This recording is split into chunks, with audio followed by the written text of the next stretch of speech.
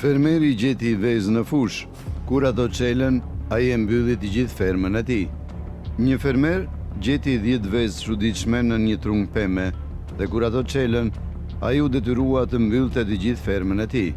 Fermeri nga Florida, Rick Herman, po pastronte tokën e tij kur pranë një pellgu vuri re diçka të pazakontë anash një trungu të vjetër peme. Ndërsa afrohej, zbuloi se ishte një grumbull vezësh të çuditshme, lëkurore, të vendosura në një grumbull bimësie. Duke mos parë kur diçka të tillë më parë, Rick e eksploroi zonën më tej dhe zbuloi disa fole identike aty pranë. Ai supozoi se ishin vezë gjarpëri të padëmshme dhe shënoi vendodhjen e tyre me flamuj të vegjël për të shmangur dëmtimin e tyre. Disa ditë më vonë, Rick u kthye për t'i kontrolluar dhe buri re se po fillonin të çelnin.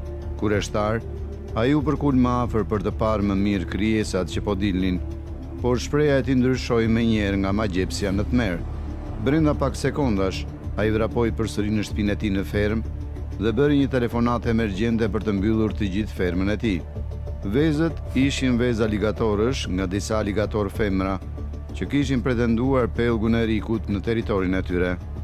Zyrtarët e jetës së egër shpjeguan se zonat përreth trungjeve ofronin kushte të përsosura për inkubacionin e vezëve, ndërsa aligatorët e vegjël çelën, ata përbënin një rrezik të konsiderueshëm për bagëtinë dhe punëtorët e fermës së Rickut.